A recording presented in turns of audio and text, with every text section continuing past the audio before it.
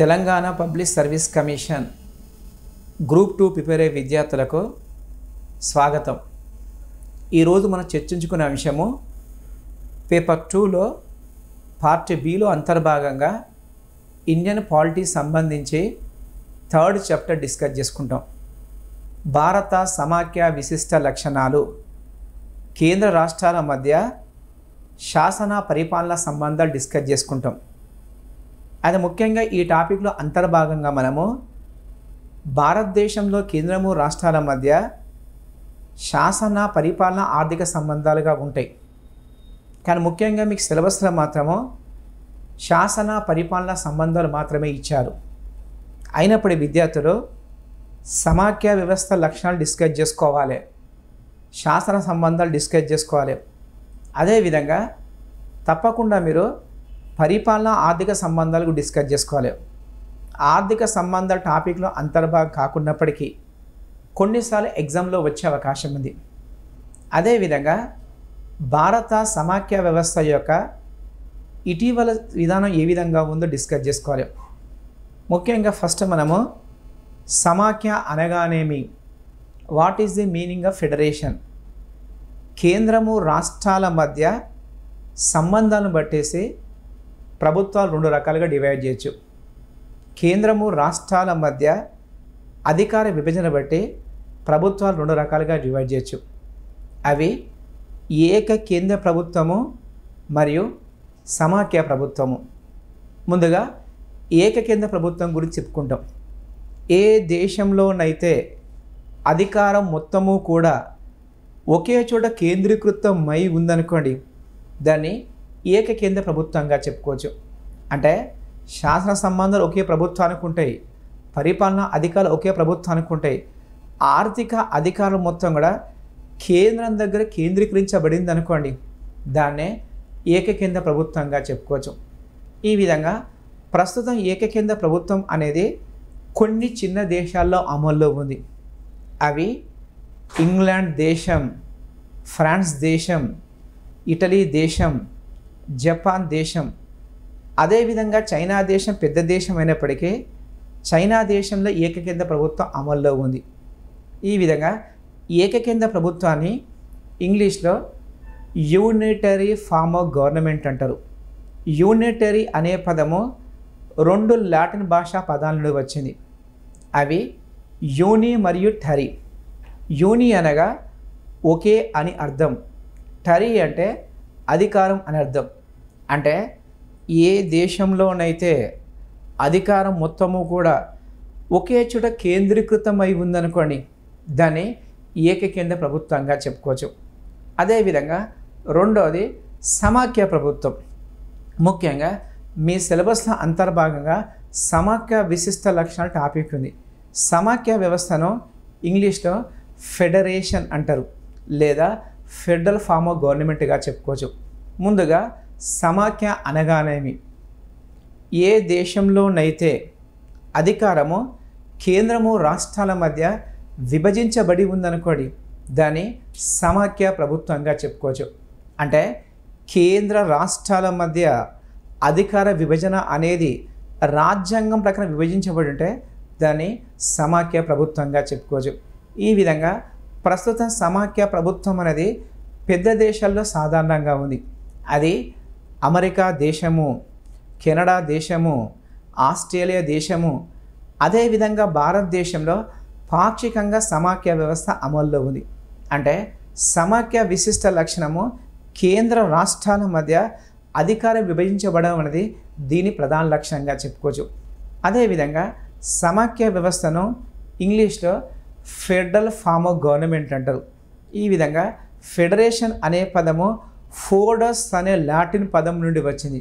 ఫోడస్ అంటే ఒప్పందంగా చెప్పుకోవచ్చు, అంటే అగ్రిమెంట్గా చెప్పుకోవచ్చు. ఈ విధంగా సమాఖ్య వ్యవస్థ అనేది ఒప్పందం ద్వారా ఏర్పడే ప్రభుత్వంగా చెప్పుకోవచ్చు. ఈ విధంగా అధికారం ఒకే చోట కేంద్రీకరించబడితే ఏకకేంద్ర ప్రభుత్వం అంటారు, మరియు అధికారం వికేంద్రీకరించబడితే సమాఖ్య ప్రభుత్వంగా చెప్పుకోవచ్చు. ఈ విధంగా ప్రపంచంలో మొత్తం 2 మోడల్స్ ఉన్నాయి. అదేవిధంగా ప్రపంచంలో ముఖ్యంగా మొట్టమొదటి సమాఖ్య వ్యవస్థ తీసుకుంటే అది ఆధునిక కాలంలో అమెరికా సమాఖ్య అనేది మొట్టమొదటి సమాఖ్యగా చెప్పుకోవచ్చు. అమెరికా దేశానికి 1776 సంవత్సరము జూలై 4వ తారీఖు నాడు స్వాతంత్రం వచ్చింది. అంటే బ్రిటిష్ పరిపాలన నుండి అమెరికా దేశానికి 1776 జూలై 4 నాడు స్వాతంత్రం వచ్చింది. అదేవిధంగా అమెరికా స్వాతంత్రం వచ్చినప్పుడు అమెరికా దేశంలో మొత్తము 13 రాజ్యాలు ఉండేది. ఈ 13 రాజ్యాలు ప్రత్యేకంగా సమావేశమై సమాఖ్య వ్యవస్థ ఏర్పాటు చేసింది. చివరికి 1787 సంవత్సరంలో ఈ 13 రాజ్యాలు కలయిక వల్ల అమెరికా సంయుక్త రాష్ట్రాలు ఏర్పడాయి. అంటే 13 రాష్ట్రాలు ఐక్యమయ్యి 13 రాజ్యాలు ఐక్యమయ్యి అమెరికా సంయుక్త రాష్ట్రాలు ఏర్పడాయి. అందుకనే అమెరికా దేశాన్ని యునైటెడ్ స్టేట్స్ ఆఫ్ అమెరికా అంటారు, అమెరికా సంయుక్త రాష్ట్రాలు అంటారు. అంటే 13 రాజ్యాల కలయిక వల్ల అమెరికా సమాఖ్య వ్యవస్థ ఏర్పడింది. ఇది ఆధునిక కాలంలో ఏర్పడిన మొట్టమొదటి సమాఖ్యగా చెప్పుకోవచ్చు. ప్రస్తుతము అమెరికా సమాఖ్యలో మొత్తము 50 రాష్ట్రాలు ఉన్నాయి. ముఖ్యంగా ఇటీవల కొన్ని ఎగ్జామ్లో బిట్టు వచ్చింది. అది అమెరికా దేశంలో అత్యంత పెద్ద రాష్ట్రము ఏంటిది, లేదా అమెరికా దేశంలో అత్యంత చిన్న రాష్ట్రము ఏదని చెప్పేసి కొన్ని ఎగ్జామ్లో బిట్టు వచ్చింది. అమెరికా దేశంలో మొత్తం 50 రాష్ట్రాలు ఉంటే అలాస్కా రాష్ట్రము అనేది అత్యంత పెద్ద రాష్ట్రంగా చెప్పుకోవచ్చు. అదేవిధంగా రోడ్స్ ద్వీపం అనేది అతి చిన్న రాష్ట్రంగా చెప్పుకోవచ్చు. ఇది కామన్ మీకు ఏంటంటే స్టాక్ జీకే కింద కొన్నిసార్లు ఎగ్జామ్లో వచ్చే అవకాశం ఉంది. అదేవిధంగా ప్రపంచంలో సమాఖ్య వ్యవస్థ పరిశీలిస్తే అంటే సమాఖ్య ఏ విధంగా ఏర్పడిందో ప్రస్తుతం డిస్కస్ చేస్తాం. ముఖ్యంగా సమాఖ్య వ్యవస్థ అనేది 3 రకాల ఏర్పడే అవకాశం ఉంది.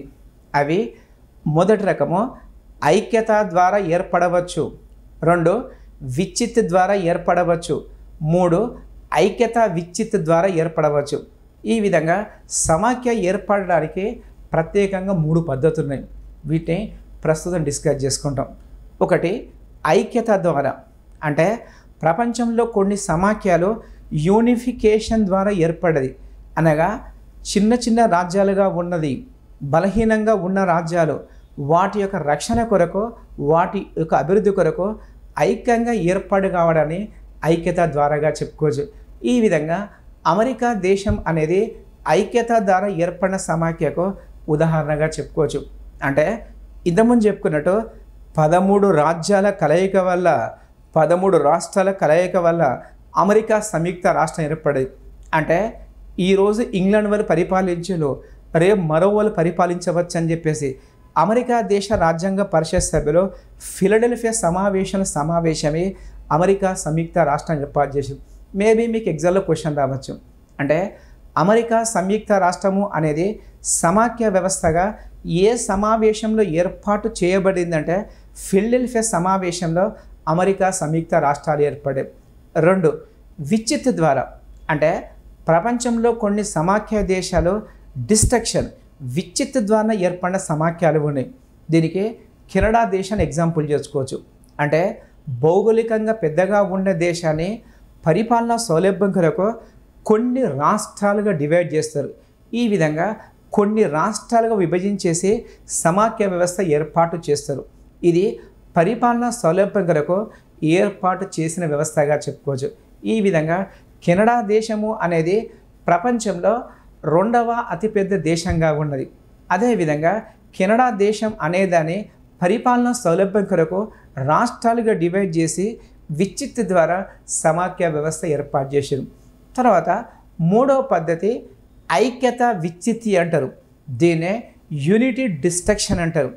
అంటే ఫస్ట్ కామన్గా ఏంటంటే చిన్న చిన్న రాజ్యాలుగా ఉన్న ప్రాంతాలను ఫస్ట్ ఐక్యం చేస్తారు. తర్వాత పరిపాలనా సౌలభ్యం కొరకు రాష్ట్రాలుగా డివైడ్ చేస్తారు. ఇది యూనిటీ ప్లస్ డిస్ట్రక్షన్ ద్వారా ఏర్పడిన సమాఖ్యకు భారత సమాఖ్యను ఉదాహరణ చెప్పుకోవచ్చు.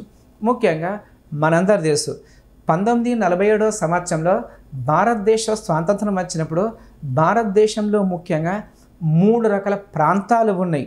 అంటే స్వదేశీ సంస్థానాలు ఉన్నాయి, సంపూర్ణ రాష్ట్రాలు ఉన్నాయి, అదేవిధంగా చీఫ్ కమిషనర్ పరిపాలించే కేంద్రపాలిత ప్రాంతాన్ని. తద్వారా లార్డ్ మౌంట్ బాటన్ ప్లాన్ ప్రకారము భారతదేశం అనే దాన్ని 2 ముక్కలు చేసారు.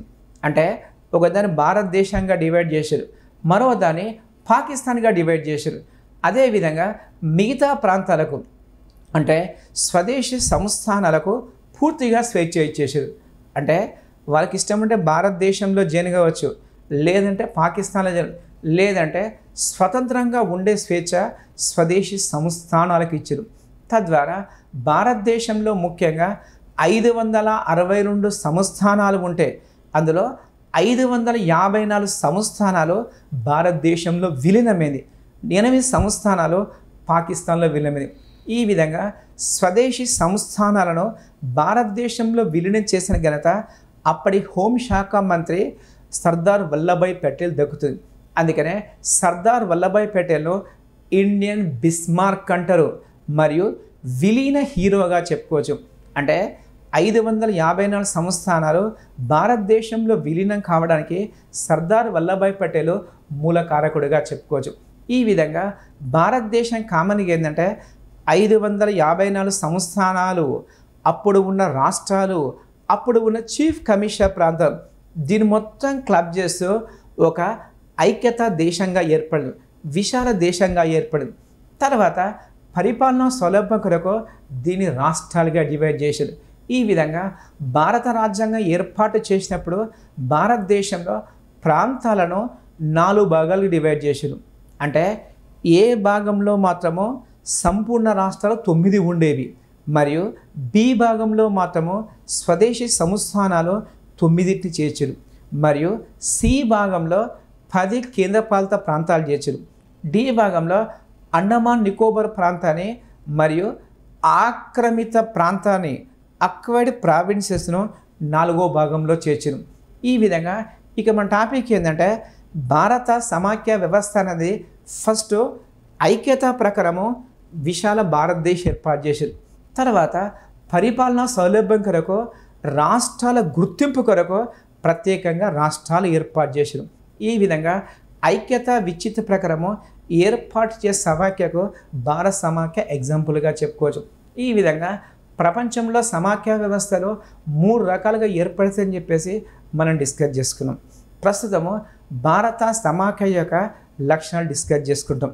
అయితే వాస్తవానికి ఏంటంటే భారత రాజ్యాంగంలో ఎక్కడా కూడా సమాఖ్య అనే పదం లేదు, అంటే ఫెడరేషన్ అనే పదం ఎక్కడా లేదు. ఇది గతంలో చాలా ఎగ్జామ్లో బిట్టు వచ్చింది. అంటే భారత రాజ్యాంగంలో సమాఖ్య ఎక్కడ ఉందని చెప్పేసి గతంలో ఎగ్జామ్లో బిట్టు వచ్చింది. అక్కడ వాళ్ళు ఇచ్చిన ఆన్సర్ ఏంటంటే 7వ షెడ్యూల్లో ఉన్నది, 11వ భాగంలో ఉన్నది, 12వ భాగంలో ఉన్నది, 5 కాదని చెప్పేసి ఎగ్జామ్లో బిట్టు ఇచ్చింది. ఇక్కడ ఆన్సర్ 5 కాదు. అంటే భారత రాజ్యాంగంలో ఎక్కడా కూడా సమాఖ్య అనే పదం లేదు, కానీ సమాఖ్య స్ఫూర్తి మాత్రం ఉంది.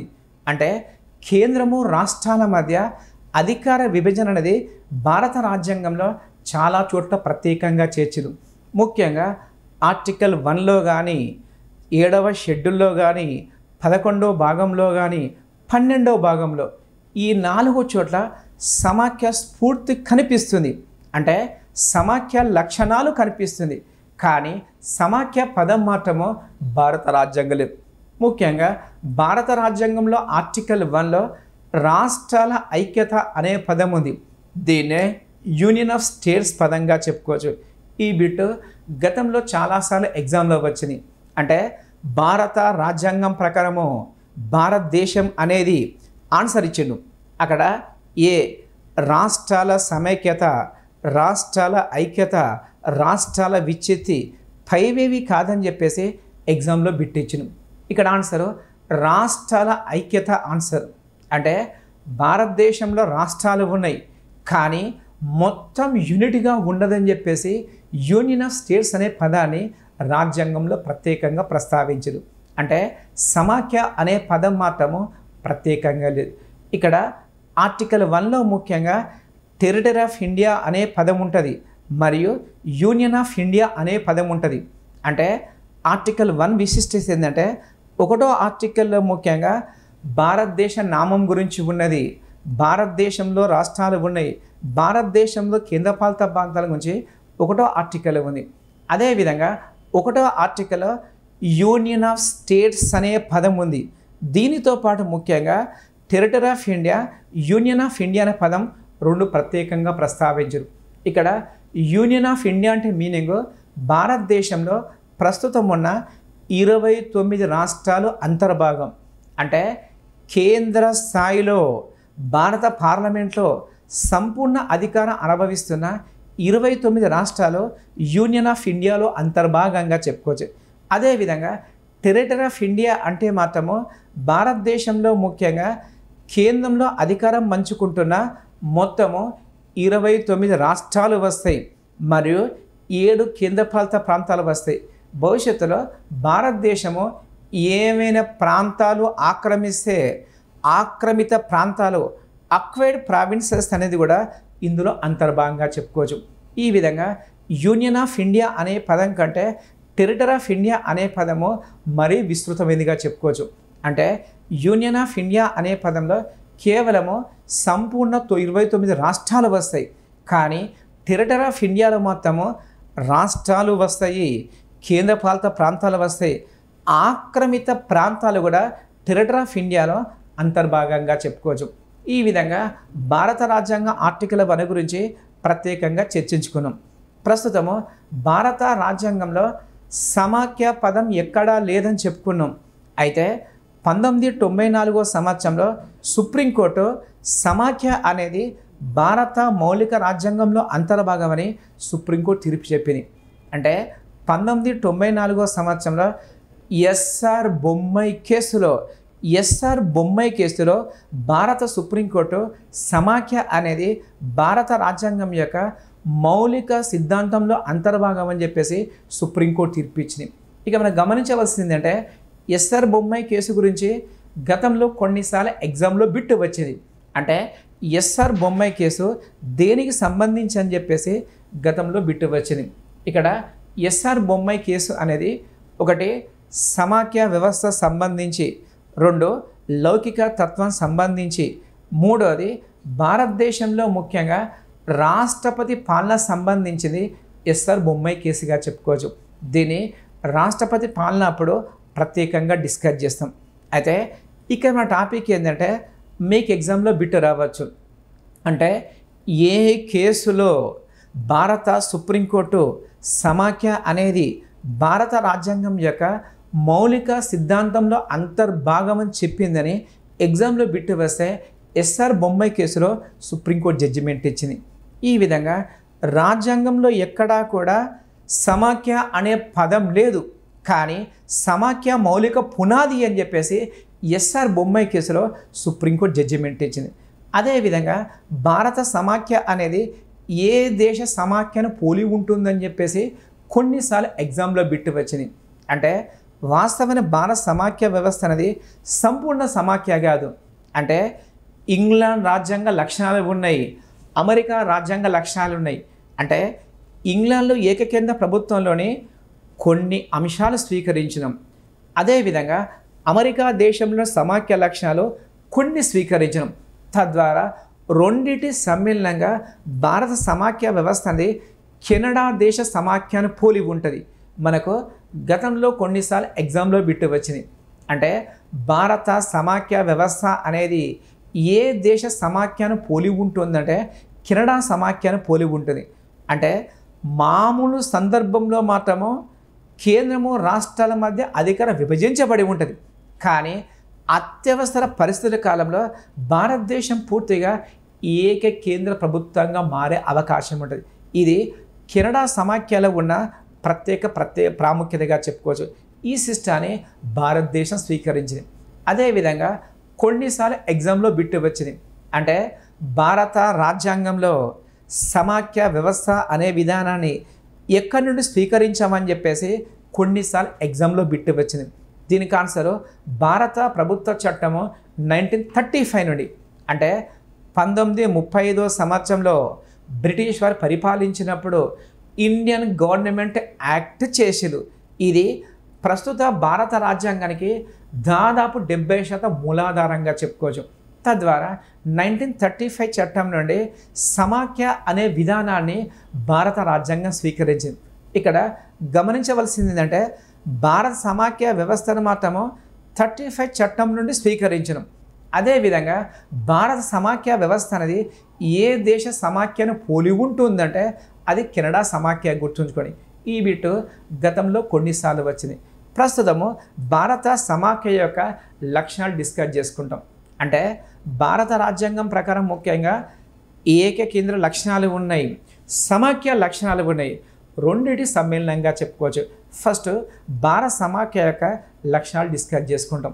ఇది ముఖ్యంగా మనము 7 అంశాల ప్రాతిపదికన భారత సమాఖ్య లక్షణను ప్రత్యేకంగా విశ్లేషించవచ్చు.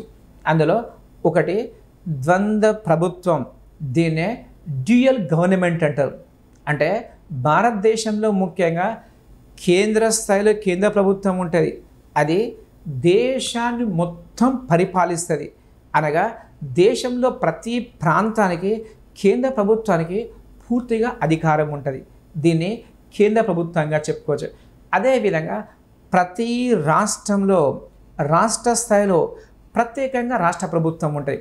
అంటే రాష్ట్ర ప్రభుత్వం అనేది రాష్ట్రాన్ని పరిపాలిస్తుంది మరియు కేంద్ర ప్రభుత్వం అనేది దేశాన్ని మొత్తం పరిపాలిస్తుంది. దీన్నే ద్వంద్వ ప్రభుత్వంగా చెప్పుకోవచ్చు. ఈ విధంగా కేంద్ర రాష్ట్ర ప్రభుత్వాలు రెండు కూడా రాజ్యాంగం ప్రకారం ఏర్పడతాయి. రాజ్యాంగం ప్రకారము అధికారం చెలాయిస్తాయి. కానీ ఇంగ్లాండ్ దేశంలో మాత్రము ఏకకేంద్ర ప్రభుత్వం అమల్లో ఉంది. అక్కడ కేవలము ఒకే ప్రభుత్వం ఉంటుంది, అది దేశాన్ని మొత్తం పరిపాలిస్తుంది. అంటే ఇంగ్లాండ్లో ఒకే గవర్నమెంటు ఏకకేంద్ర ప్రభుత్వాన్ని ఉదాహరణగా చెప్పుకోవచ్చు. కానీ భారతదేశంలో 2 ప్రభుత్వాలు సమాఖ్య ప్రభుత్వం ఉదాహరణగా చెప్పుకోవచ్చు. రెండవది అధికార విభజన, దీన్నే డివిజన్ ఆఫ్ పవర్స్ అంటారు. అంటే భారత సమాఖ్య వ్యవస్థలో అధికారాలు కేంద్ర రాష్ట్రాల మధ్య స్పష్టంగా విభజించబడింది. దీని గురించి 7వ షెడ్యూల్ ప్రత్యేకంగా పేర్కొన్నారు. అంటే కేంద్ర అధికార పరిధి ఏంటిది, రాష్ట్రాల అధికార పరిధి ఏంటిది, ఒకవేళ ఉమ్మడిగా ఏం అధికారం ఉంటుంది, ప్రతి అంశం గురించి 7th షెడ్యూల్లో ప్రత్యేకంగా ప్రస్తావించారు. ఈ విధంగా అధికార విభజన అనేది భారత సమాఖ్య యొక్క మరో లక్ష్యంగా చెప్పుకోవచ్చు. అదేవిధంగా 3వ లక్షణము లిఖిత రాజ్యాంగం. అంటే భారత సమాఖ్య మరో లక్షణము రిటర్న్ కాన్స్టిట్యూషన్గా చెప్పుకోవచ్చు. ముఖ్యంగా ప్రపంచంలో సమాఖ్య వ్యవస్థలో రాజ్యాంగాలు తప్పకుండా లిఖితబద్ధంగా ఉండాలి. అంటే కేంద్రము రాష్ట్రాల మధ్య కానీ రాష్ట్రము రాష్ట్రాల మధ్య కానీ ఏమైనా వివాదం వస్తే లిఖిత రాజ్యాంగం అనేది ప్రత్యేకంగా పరిష్కరిస్తుంది. అంటే లిఖిత రాజ్యాంగంలో ప్రతి అంశం వ్రాయబడి ఉంటుంది. తద్వారా కేంద్రము రాష్ట్ర ప్రభుత్వాలు వాటి అధికార పరిధిలో పరిపాలించుకునే అవకాశము ప్రత్యేకంగా కల్పించబడుతుంది. అదేవిధంగా 4వ లక్షణం తీసుకుంటే దృఢ రాజ్యాంగము అంటారు. దీన్నే రిజిడ్ కాన్స్టిట్యూషన్ అంటారు. అంటే రాజ్యాంగం సవరించే పద్ధతిని బట్టి 2 రకాలుగా చెప్తారు. ఒకదాన్ని దృఢ రాజ్యాంగము అంటారు, రెండోది అదృఢ రాజ్యాంగం అంటారు. అంటే ఏ దేశ రాజ్యాంగాన్ని అయితే సవరించిన కష్టంగా ఉందో దాన్నే దృఢ రాజ్యాంగంగా చెప్పుకోవచ్చు. అదేవిధంగా ఏ దేశ రాజ్యాంగాన్ని అయితే సవరించే విధానము అత్యంత సులభంగా ఉందనుకోండి, దాన్ని అదృఢ రాజ్యాంగంగా చెప్పుకోవచ్చు. ఈ విధంగా భారత రాజ్యాంగం అనేది దృఢ అదృఢ సమ్మేళనంగా చెప్పుకోవచ్చు. అంటే కొన్ని అంశాలను మాత్రము అత్యంత సులభంగా సవరిస్తాం, కొన్ని అంశాలను మాత్రము కష్టంగా సవరిస్తాం. అయితే భారత రాజ్యాంగంలో ఉన్న దృఢ లక్షణం అనేది భారత సమాఖ్య యొక్క మరో లక్ష్యంగా చెప్పుకోవచ్చు. అంటే కొన్ని ముఖ్యాంశాలు సవరించాలంటే పార్లమెంటు ఉభయ సభలతో పాటు కనీసము సగం రాష్ట్రాల అసెంబ్లీ సవరిస్తేనే రాజ్యాంగం సవరించవచ్చు. అంటే భారత రాజ్యాంగం అనేదాన్ని 368వ ఆర్టికల్ ప్రకారము 3 విధాలుగా సవరించవచ్చు. ఇది మీ అందరూ తెలిసిందే. అయితే రాజ్యాంగంలో కొన్ని అంశాలు సవరించాలంటే భారత పార్లమెంటు సింపుల్ మెజార్టీతో సవరిస్తుంది. అంటే సాధారణ మెజార్టీతోటి పార్లమెంట్ ఉభయ సభలో రాజ్యాంగంలో కొన్ని అంశాలు సవరించవచ్చు. ఇది పూర్తిగా అదృఢ లక్ష్యంగా చెప్పుకోవచ్చు. రెండవది, రాజ్యాంగంలో కొన్ని అంశాలు సవరించాలంటే పార్లమెంటు ప్రత్యేక మెజార్టీతో సవరిస్తుంది. ఇది కాస్త కష్టమైన పద్ధతిగా చెప్పుకోవచ్చు. అదేవిధంగా అత్యంత కష్టమైన అంశాలు ఉంటే భారత పార్లమెంటు ప్రత్యేక మెజార్టీతో ఆమోదించాలి. మరియు కనీసం సగం రాష్ట్రాలు అంటే 29 రాష్ట్రాలు ఉంటే కనీసము 15 రాష్ట్రాల అసెంబ్లీలు ఆమోదిస్తే రాజ్యాంగాన్ని సవరించవచ్చు. ఇది అత్యంత క్లిష్టమైన పద్ధతిగా చెప్పుకోవచ్చు. అంటే రాజ్యాంగాన్ని సవరించడంలో రాష్ట్రాలకు కూడా ప్రత్యేకంగా హక్కు కల్పించరు. ఇది దృఢ రాజ్యాంగ లక్షణంగా చెప్పుకోవచ్చు. ఈ విధంగా భారత రాజ్యాంగంలో పేర్కొన్న దృఢ లక్షణం అనేది భారత సమాఖ్య వ్యవస్థ యొక్క విశిష్ట లక్షణంగా చెప్పుకోవచ్చు. ఇటీవల గూడ్స్ అండ్ సర్వీసెస్ ట్యాక్స్ను భారత పార్లమెంట్ ఆమోదించింది. ముఖ్యంగా గూడ్స్ అండ్ సర్వీసెస్ ట్యాక్స్ వస్తువుల సేవల పన్ను అనేది 3వ పద్ధతి ద్వారా పార్లమెంట్ చట్టం చేసింది. అంటే ఫస్ట్ పార్లమెంట్లో ఉభయ సభలో ప్రత్యేక మెజార్టీతోటి దీన్ని ఆమోదించింది. తర్వాత భారతదేశంలో 16 రాష్ట్రాలు మరియు ఢిల్లీ కేంద్రపాలిత ప్రాంతం అంటే 17 అసెంబ్లీలో ఆమోదించిన తర్వాత ఇటీవల సెప్టెంబర్ 8వ తారీఖు నాడు రాష్ట్రపతి సంతకం చేయడంతో జిఎస్టీ అనేది చట్టంగా మారింది. అంటే రాజ్యాంగంలో కొన్ని అంశాలు సవరించాలంటే అత్యంత క్లిష్టమైన పద్ధతి ఉంది. దీన్నే దృఢ లక్షణంగా చెప్పుకోవచ్చు. ఈ విధంగా దృఢ లక్షణం అనేది భారత సమాఖ్య వ్యవస్థ యొక్క మరో లక్షణంగా చెప్పుకోవచ్చు. తర్వాత 5వ లక్షణం, ఇది రాజ్యాంగ ఔన్నత్యం అంటారు. దీన్నే సుప్రమసీ ఆఫ్ ఇండియన్ కాన్స్టిట్యూషన్ అంటారు. అంటే భారతదేశంలో కేంద్ర ప్రభుత్వం ఉంది, రాష్ట్రంలో రాష్ట్ర ప్రభుత్వం ఉంది, ప్రత్యేకంగా కేంద్ర పాలిత ప్రాంతాలు ఉన్నాయి.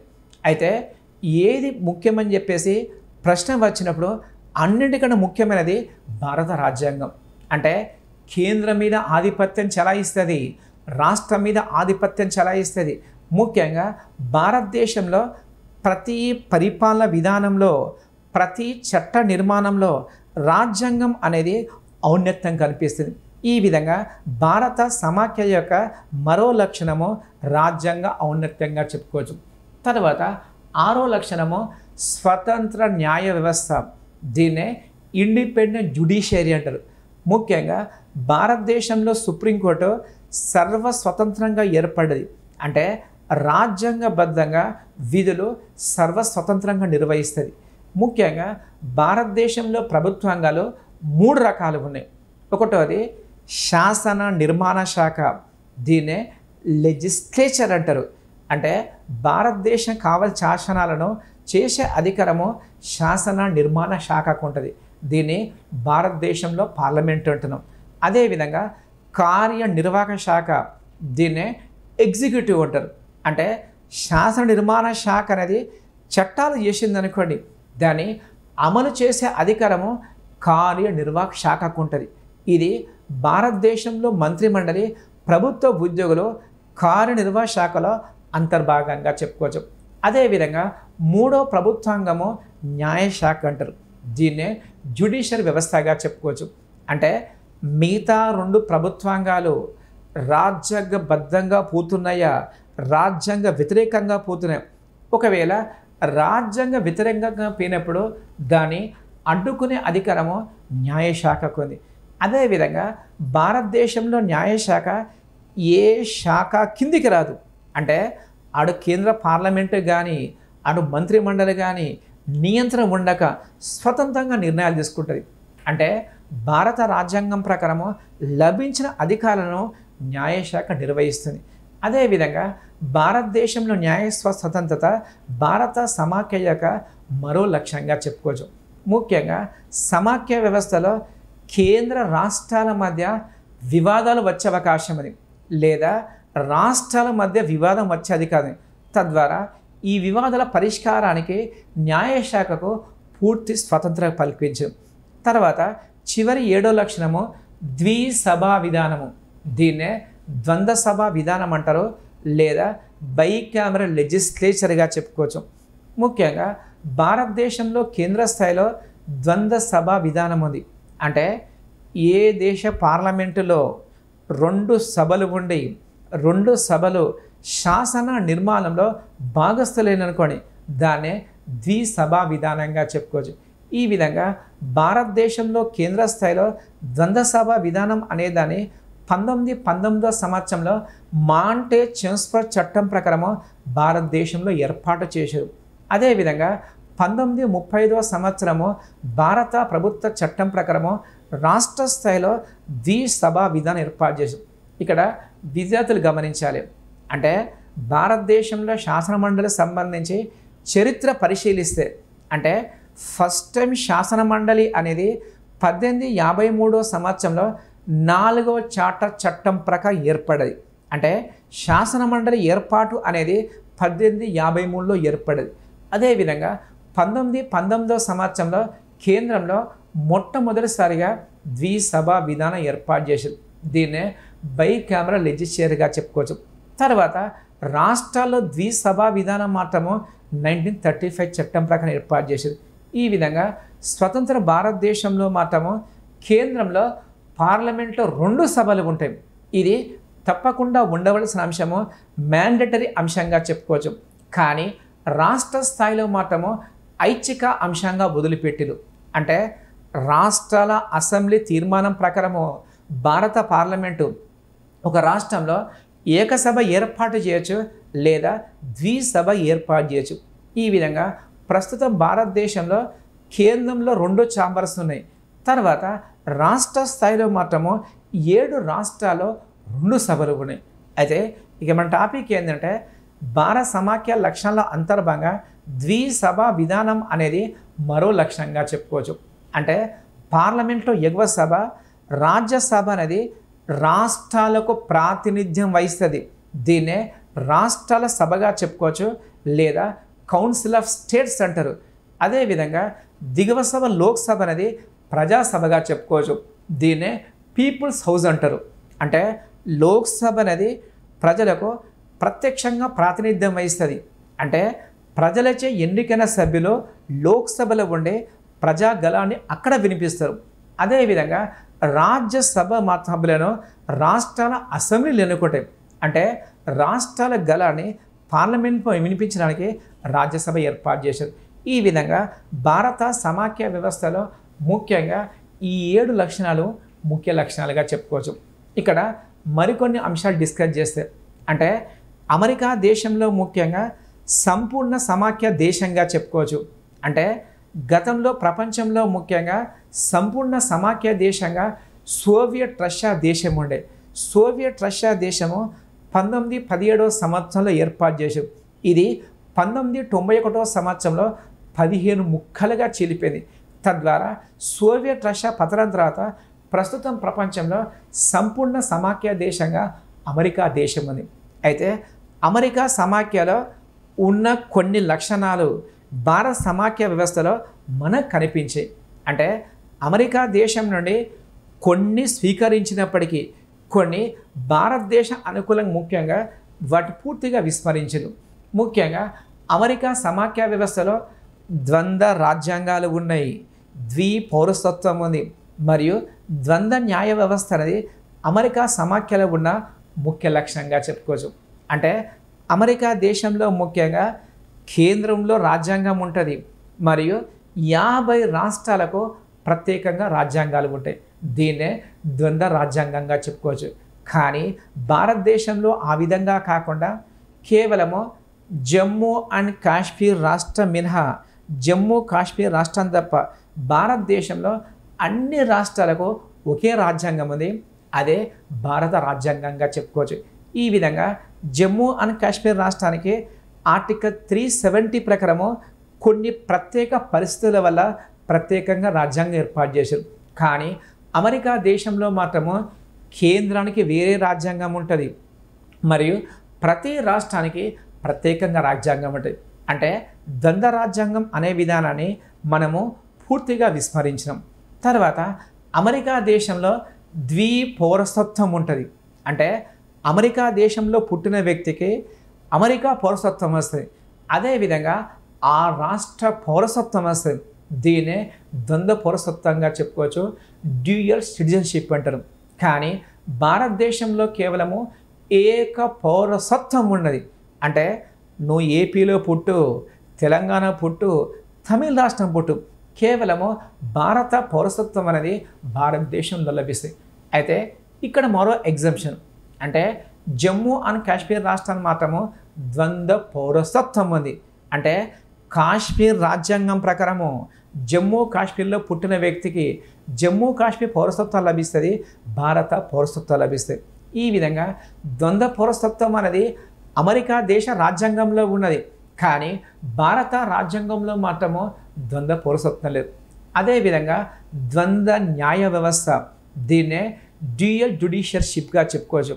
అంటే అమెరికా దేశంలో ముఖ్యంగా కేంద్ర రాజ్యాంగం రక్షించడానికి ప్రత్యేకంగా ఫెడరల్ కోర్టు ఉంది. అదేవిధంగా ప్రతి రాష్ట్రానికి రాష్ట్ర రాజ్యాంగం రక్షించడానికి ప్రత్యేకంగా సుప్రీంకోర్టు ఉంది. అంటే అమెరికా దేశంలో రాష్ట్రంలో ఉన్నదాన్ని సుప్రీంకోర్టు అంటారు. తర్వాత జాతీయ స్థాయిలో ఉన్నదాన్ని ఫెడరల్ కోర్టుగా చెప్పుకోవచ్చు. కానీ భారతదేశంలో ఆ విధంగా కాకుండా ద్వంద్వ న్యాయ వ్యవస్థ లేదు. భారతదేశంలో ఏకీకృత న్యాయ వ్యవస్థ ఉంది. దీన్నే ఇంటిగ్రేటెడ్ జ్యుడిషియల్ సిస్టమ్గా చెప్పుకోవచ్చు. అంటే జాతీయ స్థాయిలో మాత్రము సుప్రీంకోర్టు ఉంటుంది, అది దేశాన్ని మొత్తం సంబంధించి తీర్పులు ఇస్తుంది.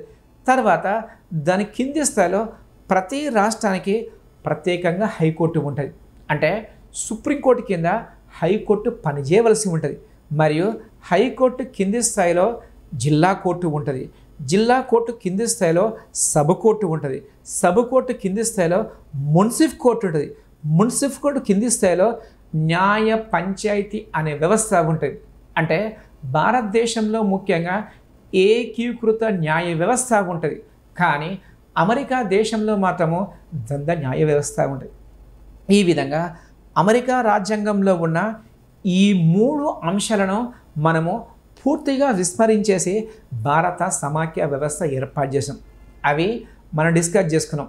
ఒకటోదో ద్వంద్వ పౌరసత్వం లేదు, రెండోదో ద్వంద్వ రాజ్యాంగం లేదు, మూడోది ద్వంద్వ న్యాయ వ్యవస్థ అనేది భారత రాజ్యాంగంలో మనము వాటిని స్వీకరించదు. అదేవిధంగా కొన్ని సమాఖ్య తీసుకుంటే, అంటే ప్రపంచంలో కొన్ని సమాఖ్య దేశాల్లో ఒక చెడు లక్షణం ఉండేది, దీన్నే బ్యాడ్ ఫీచర్గా చెప్పుకోవచ్చు.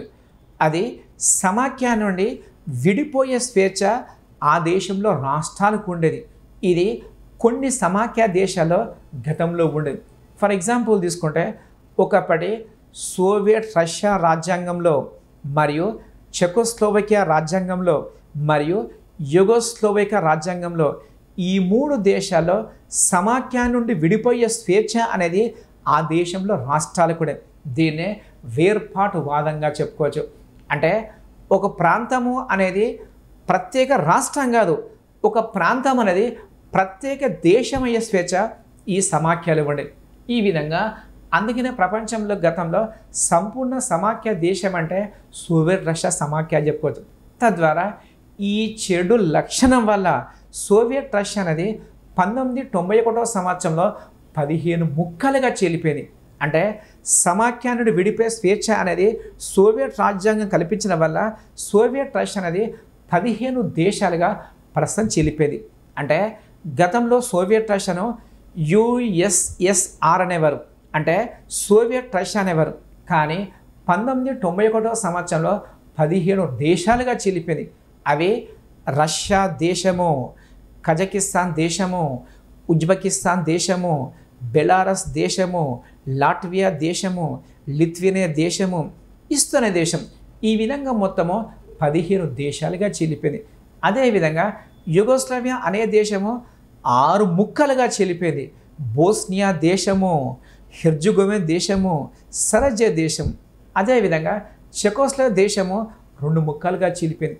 ఒకటోది చెక్ దేశంగా అవతరించింది, రెండవది స్లోవేకియా దేశంగా అవతరించింది.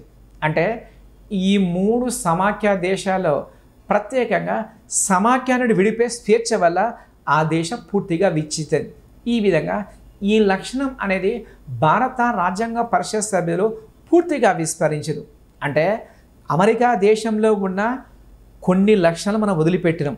తర్వాత రష్యా సమాఖ్యలో ఉన్న కొన్ని లక్షణాలను మనం విస్మరించేసి ఒక విశిష్ట సమాఖ్య వ్యవస్థ ఏర్పాటు. ఇవన్నీ భారత సమాఖ్య యొక్క విశిష్ట లక్షణంగా చెప్పుకోవచ్చు. అదేవిధంగా భారతదేశంలో ముఖ్యంగా ఏక కేంద్ర లక్షణాలు డిస్కస్ చేసుకుంటాం.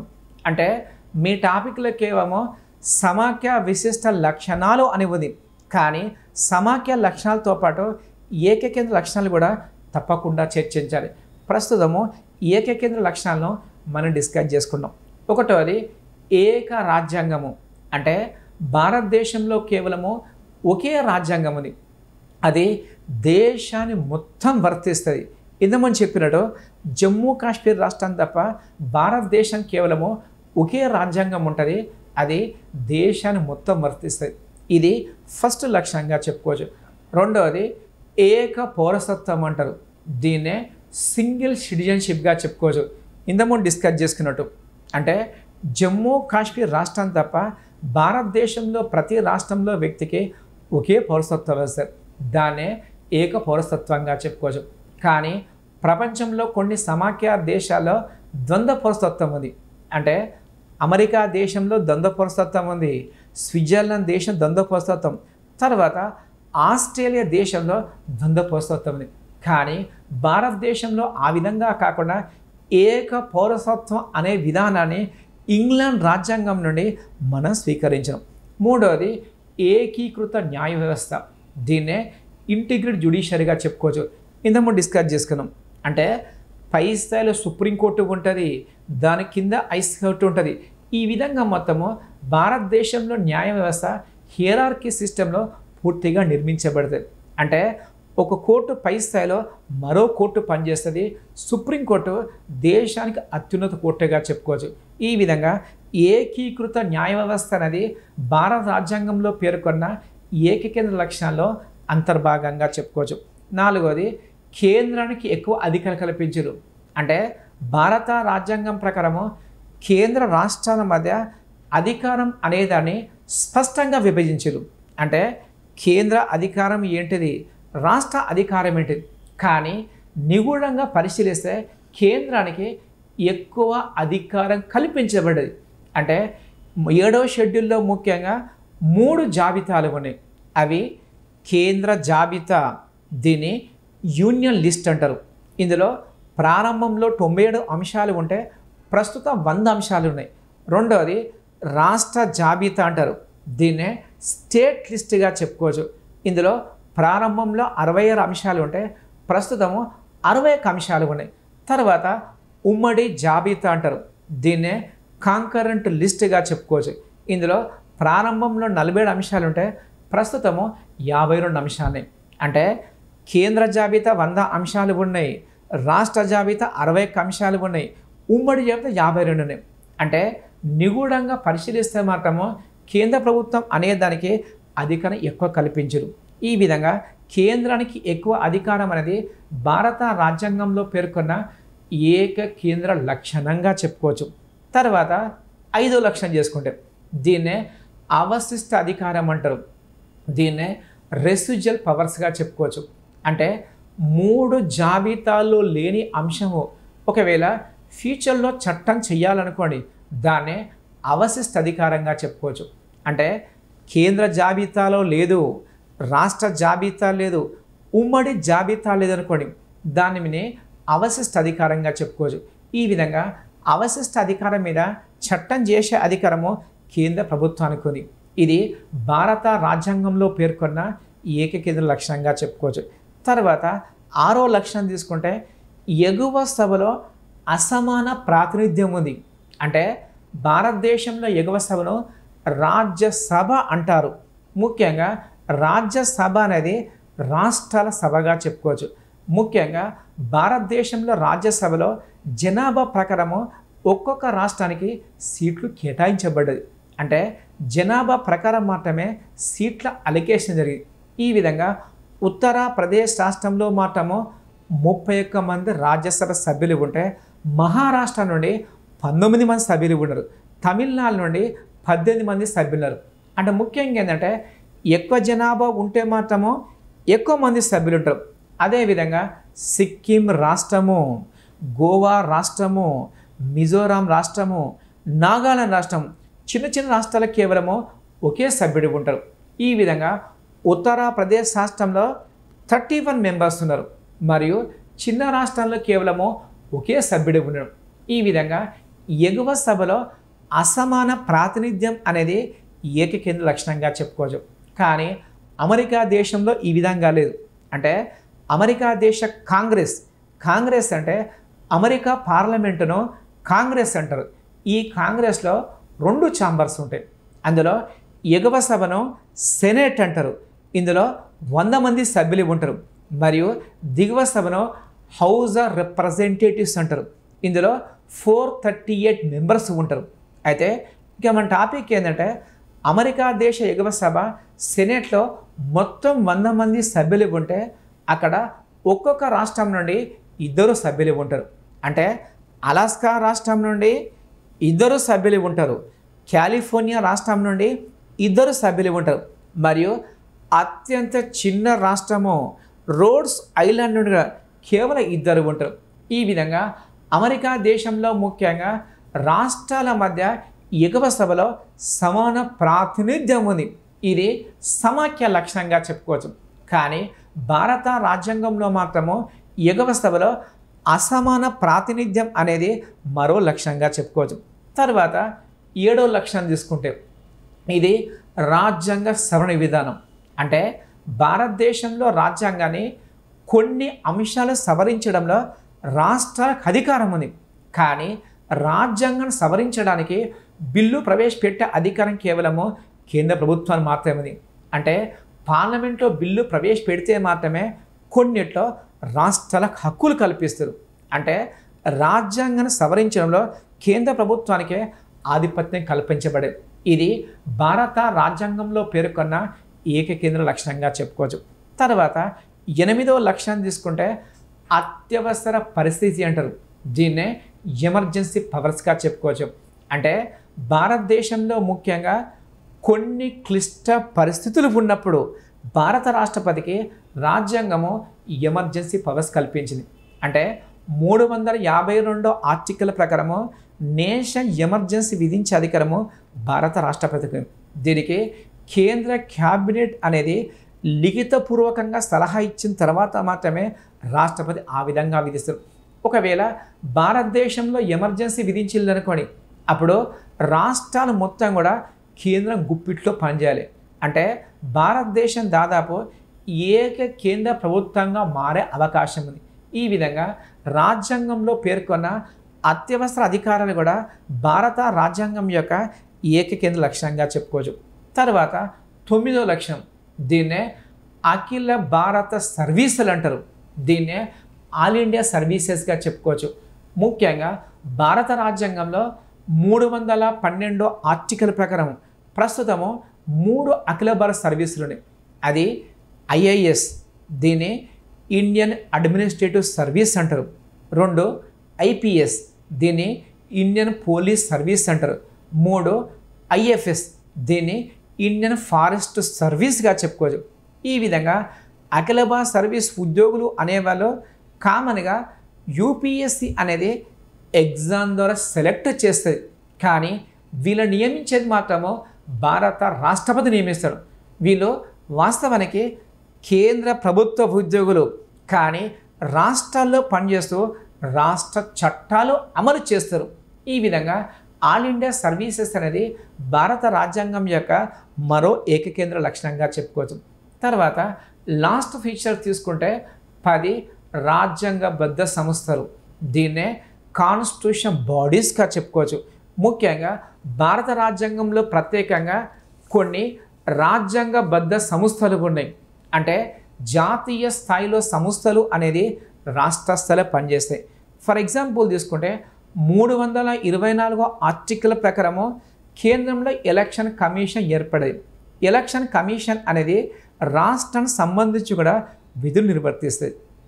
అంటే రాష్ట్రంలో ఎమ్మెల్యే ఎలక్షన్స్, రాష్ట్రంలో ఎమ్మెల్సీ ఎలక్షన్స్, ఈ మొత్తం కూడా కేంద్ర ఎలక్షన్ కమిషన్ నిర్వహిస్తుంది. అదేవిధంగా రాష్ట్రంలో ప్రత్యేకంగా ఎన్నికల అధికారి ఉంటాడు, ఎలక్టరల్ ఆఫీసర్ ఉంటాడు. ఇతన్ని కేంద్ర ప్రధాన ఎన్నికల కమిషనర్ నియమిస్తాడు. ఈ విధంగా ఎలక్షన్ కమిషన్ అనేది భారతదేశంలో ఏకకేంద్ర లక్షణ ఉదాహరణగా చెప్పుకోవచ్చు. తర్వాత 148వ ఆర్టికల్ ప్రకారము కేంద్రంలో కంట్రోలర్ అండ్ ఆడిటర్ జనరల్ ఇతన్నే కాగ్గా చెప్పుకోవచ్చు. అంటే కేంద్ర రాష్ట్ర ప్రభుత్వాల యొక్క ఖాతాలు తనిఖీ చేయడానికి కాగ్ వ్యవస్థ ఏర్పాటు చేసింది. ఈ విధంగా ప్రత్యేకంగా మనకు అఖిల ఎలక్షన్ కమిషన్ కానీ లేదా కాగ్ వ్యవస్థ కానీ మరియు యూనియన్ పబ్లిక్ సర్వీస్ కమిషన్ కూడా కేంద్ర స్థాయిలో ఉండే రాజ్యాంగబద్ధ సంస్థలుగా చెప్పుకోవచ్చు. ఇవన్నీ భారత రాజ్యాంగంలో పేర్కొన్న ఏకకేంద్ర లక్షణంగా చెప్పుకోవచ్చు. ప్రస్తుతం దీన్ని డిస్కస్ చేస్తాం. అంటే భారత రాజ్యాంగంలో ముఖ్యంగా సమాఖ్య లక్షణాలు ఉన్నాయి.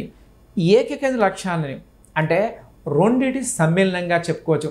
తద్వారా భారత సమాఖ్య వ్యవస్థ అనేది సంపూర్ణ సమాఖ్య దేశం కాదు. అంటే ఏకకేంద్ర లక్షణాలు ఉన్నాయి, సమాఖ్య లక్షణాలు, దీన్ని విశిష్ట సమాఖ్య వ్యవస్థగా చెప్పుకోవచ్చు. ముఖ్యంగా 1950వ సంవత్సరంలో రాజ్యాంగం తయారు చేసేటప్పుడు భారతదేశం యొక్క ఉన్న పరిస్థితి దృష్ట్యా ఈ విధంగా విశిష్ట సమాఖ్య వ్యవస్థను భారతదేశంలో ఏర్పాటు చేసింది. ఇక్కడ మీకు ఎగ్జామ్లో కొన్ని బిట్టు వస్తాయి.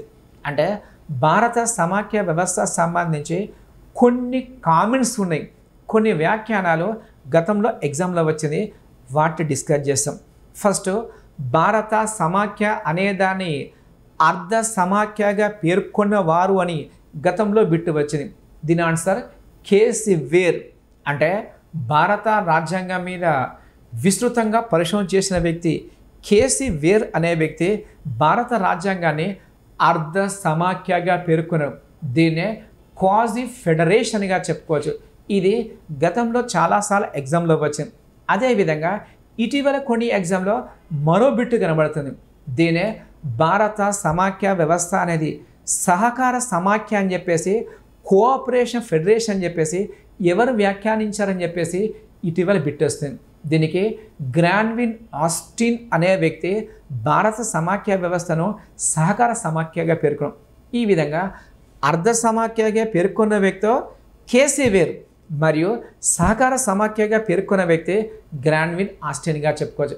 అదేవిధంగా మ్యారిస్ జోన్స్ అనే వ్యక్తి భారత సమాఖ్య వ్యవస్థను బేరమాడే సమాఖ్యగా పేర్కొనడం. దీన్నే బార్గెనింగ్ ఫెడరేషన్గా చెప్పుకోవచ్చు. అంటే కొన్ని విషయాల్లో ముఖ్యంగా కేంద్రం దగ్గర రాష్ట్రాలు పూర్తిగా బార్గెనింగ్ చేస్తాయి. అంటే మరిన్ని నిధుల కొరకు కానీ లేదా ప్రత్యేక హోదా గుర్తింపు కొరకు రాష్ట్రాలు కేంద్రం దగ్గర బార్గెనింగ్ చేస్తాయి. అందుకనే మ్యారిస్ జోన్స్ అనే వ్యక్తి భారత సమాఖ్య వ్యవస్థను బేరమాడే సమాఖ్యగా పేర్కొన్నాడు. ఇది మరో కామెంట్గా చెప్పుకోవచ్చు. తర్వాత కే సంతానం అనే వ్యక్తి భారత సమాఖ్య వ్యవస్థను అత్యున్నత సమాఖ్య వ్యవస్థగా పేర్కొన్నాడు. దీన్నే సుప్రీం ఫెడరేషన్ చెప్పేసి కే సంతానం వ్యాఖ్యానించడం. ఇది మరో అంశంగా చెప్పుకోవచ్చు. తర్వాత పాల్ ఆపిల్ బి అనే పాలనావేత్త అనే వ్యక్తి భారత సమాఖ్య వ్యవస్థను తీవ్రమైన సమాఖ్యగా వ్యాఖ్యానించడం. అంటే ఎక్స్ట్రీమ్ ఫెడరేషన్ చెప్పేసి పాల్ ఆపిల్ బి కామెంట్ చేసాడు. ఇది మరో కామెంట్గా చెప్పుకోవచ్చు. అదేవిధంగా మోస్ట్ ఇంపార్టెంట్ ఏంటంటే భారత రాజ్యాంగ పితామహుడు భీమ్రావ్ అంబేద్కర్ భారత సమాఖ్యను ప్రత్యేకంగా వ్యాఖ్యానించడు. అంటే భారత సమాఖ్య వ్యవస్థ అనేది అవసరానికి అనుగుణంగా మారే సమాఖ్య అని చెప్పాడు. అంటే కన్వీనియంట్ ఫెడరేషన్ చెప్పేసి అంబేద్కర్ వ్యాఖ్యానించడు. అంటే మామూలు సందర్భంలో మాత్రము భారతదేశం సమాఖ్యగా ఉంటుంది. అదేవిధంగా కొన్ని క్లిష్ట పరిస్థితుల్లో మాత్రము భారత సమాఖ్య వ్యవస్థ అనేది ఏకకేంద్ర ప్రభుత్వంగా మారుతుంది. అవసరానికి అనుగుణంగా మారే సమాఖ్య అని చెప్పేసి అంబేద్కర్ కామెంట్ చేశారు. ఈ విధంగా ఈ 5-6 కామెంట్స్లో ఒక కామెంట్ మాత్రము ఎగ్జామ్లో తప్పకుండా వచ్చే అవకాశం ఉంది. ఇది భారత సమాఖ్య యొక్క ముఖ్య లక్షణాలుగా చెప్పుకోవచ్చు. ఇందులో ముఖ్యంగా సెకండ్ టాపిక్ ఉంది. అంటే ఫస్ట్ టాపిక్ మాత్రము భారత సమాఖ్య విశిష్ట లక్షణాలు ఉంది. దీన్ని మనం డిస్కస్ చేసుకున్నాం. ఇందులో రెండో టాపిక్ తీసుకుంటే కేంద్ర రాష్ట్ర సంబంధాల గురించి ఉంది. అంటే భారతదేశంలో ముఖ్యంగా పాక్షిక సమాఖ్య వ్యవస్థ ఏర్పాటు చేసినప్పటికీ ఇందులో కేంద్రము రాష్ట్రాల మధ్య సంబంధాల గురించి ప్రత్యేకంగా టాపిక్ ఉంది. ఇందులో ముఖ్యంగా మీ సిలబస్లో మాత్రం కేవలము రెండే రెండు సంబంధాలు ఉంది. అంటే శాసన సంబంధాలు ఉంది మరియు పరిపాలనా సంబంధాలు ఉంది. కానీ భారత రాజ్యాంగం ప్రకారము కేంద్ర రాష్ట్రాల సంబంధాలను 3 రకాలుగా డివైడ్ చేయొచ్చు. అవి శాసన సంబంధాలు, దీన్నే లెజిస్లేటివ్ రిలేషన్స్ అంటారు. దీని గురించి భారత రాజ్యాంగంలో ముఖ్యంగా 11వ భాగంలో 245 ఆర్టికల్ నుండి 255 ఆర్టికల్ వరకు ఉంది. అంటే శాసన సంబంధాలు అనేది 11వ భాగంలో ఉంది మరియు 245 ఆర్టికల్ నుండి 255 ఆర్టికల్ వరకు శాసన సంబంధాలు. దీన్నే లెజిస్లేటివ్ రిలేషన్స్గా చెప్పుకోవచ్చు. అంటే శాసనాలు ఎవరు రూపొందించాలి, కేంద్రం ఏ శాసనం రూపొందించాలి, రాష్ట్రం ఏం రూపొందించాలి, ఇందులో ప్రత్యేకంగా ప్రస్తావించారు. రెండవది పరిపాలనా సంబంధాలు అంటారు. దీన్నే అడ్మినిస్ట్రేటివ్ రిలేషన్స్ అంటారు. ముఖ్యంగా భారత రాజ్యాంగంలో 11వ భాగంలో 256 ఆర్టికల్ నుండి 263 వరకు, అంటే 256 ఆర్టికల్ నుండి 263 ఆర్టికల్ వరకు పరిపాలనా సంబంధాలు. అంటే కేంద్ర రాష్ట్రాలు రాజ్యాంగ పరిధిలో దేశాన్ని ఏ విధంగా పరిపాలించాలో ప్రత్యేకంగా ప్రస్తావించరు. ఇది రెండో అంశంగా చెప్పుకోవచ్చు. మూడోది ఆర్థిక సంబంధాలు అంటారు. దీన్నే ఫైనాన్షియల్ రిలేషన్స్గా చెప్పుకోవచ్చు. అంటే కేంద్రము రాష్ట్రాల మధ్య ఆర్థిక వనరు అనేది ఏ విధంగా విభజించాలో ఆర్థిక సంబంధాలు చెప్తారు. దీని గురించి భారత రాజ్యాంగంలో 12వ భాగంలో ఆర్టికల్ 264 నుండి ఆర్టికల్ 300A వరకు దీన్ని పొందుపరిచారు. అంటే భాగము 12వ భాగం మరియు 264 ఆర్టికల్ నుండి 300 ఆర్టికల్ A వరకు దీన్ని పొందుపరిచారు. ఈ విధంగా రాజ్యాంగం ప్రకారం మాత్రము కేంద్ర రాష్ట్ర సంబంధాలను 3 రకాలుగా డివైడ్ చేశారు. ముఖ్యంగా ఇటీవల కొన్ని ఎగ్జామ్లో బిట్టు వచ్చింది.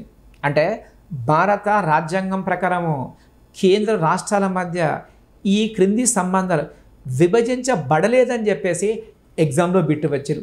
అంటే కేంద్ర రాష్ట్రాల మధ్య ఏ సంబంధాలు డివైడ్ చేయలేదని చెప్పేసి ఎగ్జామ్లో బిట్టు వచ్చింది. అక్కడ శాసన సంబంధాలు, బి పరిపాలనా సంబంధాలు, సి ఆర్థిక సంబంధాలు, డి న్యాయ సంబంధాలు ఆన్సర్ ఇచ్చారు. అందులో ఆన్సర్ మాత్రం న్యాయ సంబంధాలు.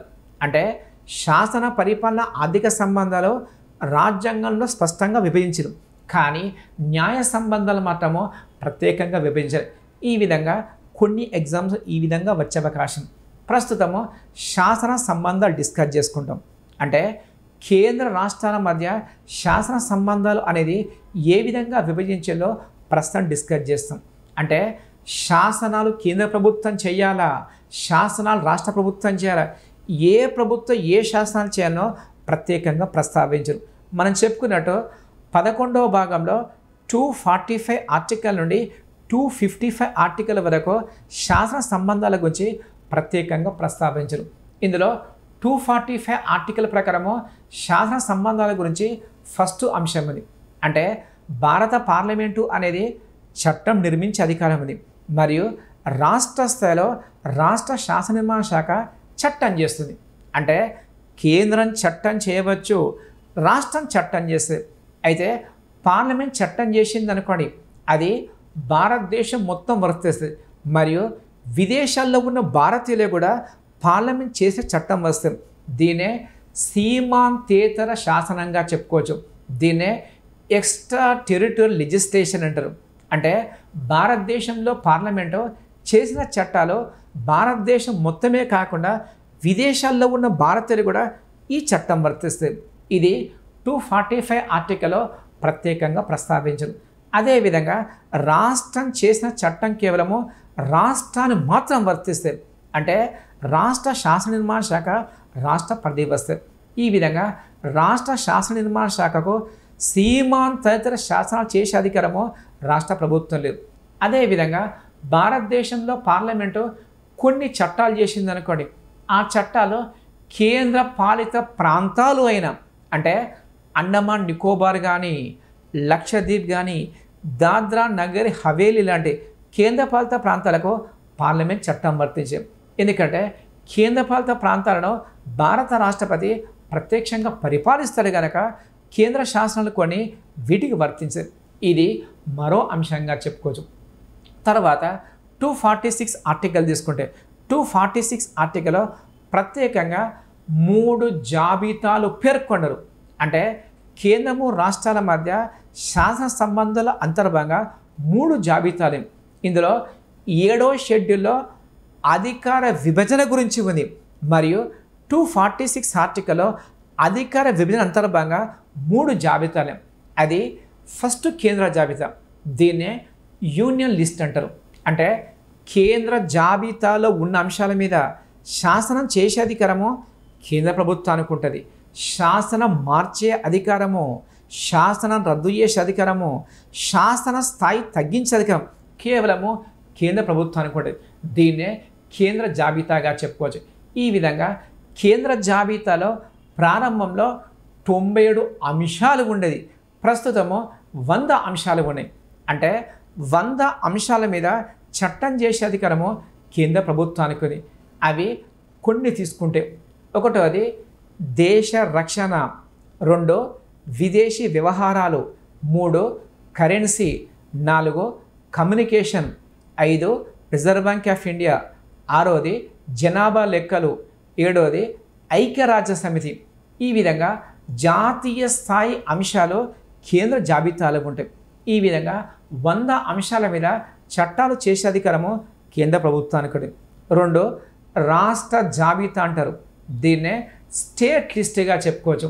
అంటే రాష్ట్ర జాబితాలోని అంశం మీద చట్టం చేసే అధికారం కేవలము రాష్ట్ర ప్రభుత్వానికి ఉంటుంది. అంటే రాష్ట్రమే చట్టం చేస్తుంది, రాష్ట్రమే చట్టం మారుస్తుంది, చట్టాన్ని రద్దు చేసే అధికారము రాష్ట్ర ప్రభుత్వానికి ఉంటుంది. ఈ విధంగా రాష్ట్ర జాబితాలో మాత్రము ప్రారంభంలో 66 అంశాలు ఉండేది. ప్రస్తుతము 61 అంశాలు ఉన్నాయి. అంటే ఒక 5 అంశాలు తీసేసి ఉమ్మడి జాబితాలో చేర్చరు. తద్వారా ప్రస్తుతం కేవలము 61 అంశాలు. ముఖ్యంగా రాష్ట్ర జాబితాలోని ఉన్న అంశాలు తీసుకుంటే, ఒకటోది శాంతి భద్రతలు, 2 నీటిపారుదల వ్యవస్థ, 3 పోలీస్ వ్యవస్థ, 4 స్థానిక పరిపాలన. ఇలాంటి రాష్ట్ర స్థాయి ముఖ్య అంశాలు రాష్ట్ర జాబితాలో ఉంటాయి. 3వది ఉమ్మడి జాబితా అంటారు. దీన్నే కాంకరెంట్ లిస్ట్గా చెప్పుకోవచ్చు. ఉమ్మడి జాబితాలో ముఖ్యంగా ప్రారంభంలో 47 అంశాలు ఉండేది. ప్రస్తుతము 52 అంశాలు ఉన్నాయి. అంటే రాష్ట్ర జాబితాలకు వెళ్ళి 5 అంశాలు తీసుకొచ్చి ఉమ్మడి జాబితాలో చేర్చారు. తద్వారా ఉమ్మడి జాబితాలో మాత్రము ప్రస్తుతం మొత్తము 52 అంశాలు. ఈ విధంగా ఉమ్మడి జాబితా మీద చట్టం చేసే అధికారము కేంద్ర రాష్ట్ర ప్రభుత్వం 2 ఉంటాయి. అంటే కేంద్ర ప్రభుత్వం చట్టం చేయొచ్చు, రాష్ట్ర ప్రభుత్వం చట్టం చేయొచ్చు. అదేవిధంగా ఉమ్మడి జాబితా అనే అంశాన్ని మనము ఆస్ట్రేలియా రాజ్యాంగం నుండి మనం స్వీకరించడం. ఈ బిట్టు గతంలో వచ్చింది. అంటే ఉమ్మడి జాబితా అనే అంశాన్ని ఏ దేశ రాజ్యాంగం నుండి మనం స్వీకరించామంటే ఆస్ట్రేలియా దేశ రాజ్యాన్ని మనం స్వీకరించాం. అదేవిధంగా అవశిష్ట అధికారం ఉంటుంది 248 ఆర్టికల్ ప్రకారం. అంటే 246 ఆర్టికల్ ప్రకారం మాత్రము 3 జాబితాలే. తర్వాత 248 ఆర్టికల్లో మాత్రము అవశిష్ట అధికారం ఉంది. దీన్నే రెసిడ్యువల్ పవర్స్గా చెప్పుకోవచ్చు. అవశిష్ట అధికారం అనే అంశాన్ని మనము కెనడా రాజ్యం స్వీకరించడం. అంటే 3 జాబితాల్లో లేని అంశాల మీద ఫ్యూచర్లో కొత్తగా చట్టం చేయాలనుకోండి, దాన్ని అవశిష్ట అధికారంగా చెప్పుకోవచ్చు. ఈ విధంగా అవశిష్ట అధికారం మీద మాత్రము కేంద్ర ప్రభుత్వానికి అధికారం ఉంటుంది. అంటే 3 జాబితాల్లోని కొత్త అంశాల మీద కేవలము కేంద్ర ప్రభుత్వం చట్టం చేస్తాం. ఫర్ ఎగ్జాంపుల్ తీసుకుంటే వ్యయ పన్ను కానీ లేదా సంపద పన్ను కానీ ఇలాంటి 3 జాబితాలు, వీటి మీద చట్టం చేసే అధికారము కేంద్ర ప్రభుత్వానికి కూడా. ఇక్కడ గమనించవలసింది ఏంటంటే అమెరికా దేశంలో మాత్రము అవశిష్ట అధికారుల మీద రాష్ట్ర ప్రభుత్వానికి అధికారం ఉంటుంది. కానీ భారతదేశంలో అవశిష్ట అధికారం మీద కేవలము కేంద్ర ప్రభుత్వానికి అధికారం ఉంటుంది. ఈ విధంగా భారత రాజ్యాంగంలో శాసన నిర్మాణం సంబంధించి అధికారాలు అనేదాన్ని ప్రత్యేకంగా విభజించారు. ఇది శాసన సంబంధాల్లో అంతర్భాగంగా చెప్పుకోవచ్చు.